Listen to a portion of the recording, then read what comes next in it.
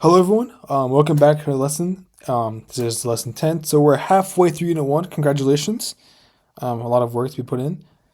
And still another halfway to go. So in this lesson, we're going to be talking about a bull versus bear markets.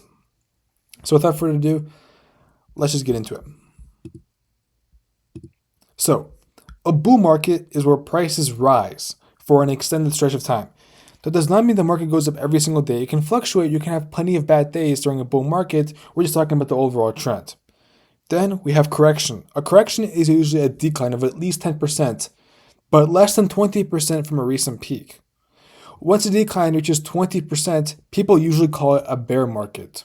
So, if a market falls 7%, it's not correction yet. If it falls 14%, it's a correction but not a bear market, and if it falls 23%, then it would be a bear market. Now, these numbers, these 10 and 20% numbers, are just conventions. Nothing special happens to the market the instant it crosses one of these lines. They're mainly useful because everyone has the same general language for describing it, a decline. So, long story short, bull market rises. Correction falls 10%, so like a pretty hard fall, and then a bull market is falls 20%, so an even harsher fall. Now, let's talk about how we measure the drop from the peak. When we calculate one of these declines, we always start from the recent peak. The formula is peak minus the current level divided by, times 100. The peak minus the current level divided by the peak times 100. The important part is that we use the market's peak. We don't use the price where you personally bought the stock. Suppose you bought an index after it had fallen 5%. That does not change whether the overall market is eventually down 10%, 20%, etc. The label just describes the market's movement from its highest point, from its peak. Let's give an example. An index reaches $5,000 and then later falls to $3,900.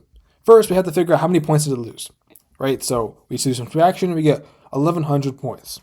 Then we'll divide that 1,100 points by the original peak of 5,000. That gives us 0.22, and then we have to convert that to a percentage format by multiplying by 100. Since 22% is greater than the normal 20% threshold, we would call this a bear market.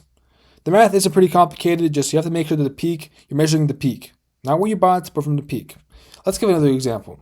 From 4,000 to 3,480. Let's do some subtraction here. We get 520 points, then divide that by 4,000 from the peak, gives us 0.13, turning percentage, 13%. So this market is down 13% from its peak. That is more than 10%, but not more than 20. So we would normally call this a correction. That is basically all there is to classifying these sorts of declines. So what labels do people usually use? If the market is down less than 10% from a recent peak, you will usually hear people call it a pullback or a dip. From 10 to 20%, as we said, it's a correction. At 20% or more, it's a bear market. And if prices are rising for a sustained period, that is a bull market. Again, these labels are people created to make the markets move easier to talk about. That's the only thing. A market that is down 19.99% is not different than a market that's down 20.01%. There is relatively no difference. These cutoffs just give a more consistent way to describe roughly how severe the decline has been. The interesting thing, though, is that there is no single bull market cutoff.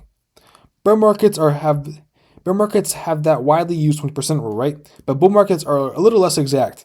Usually people are describing a sustained rise from a meaningful low rather than pointing to one universal percentage and then saying that this is now officially a bull market. So, for this course, you don't have to memorize any exact bull market cutoff or really the bear market and etc. cutoff. Just focus more on the longer direction of the markets, okay? So, if the price has been rising for the same period, 1, 2, 3 quarters, people will usually describe it as a bull market. Let's talk about cyclical and secular moves. A cyclical market move, is shorter. It might last several months or a couple of years and is more closely connected to the normal business cycle. A secular trend is more longer and can last many years.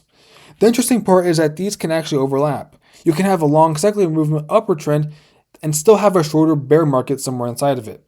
So, the market might fall more than 20% for a period of time, then recover later, and still be part of a much longer upward trend when you zoom out. This is why time frame is also pretty important when describing market direction. So, let's recap now.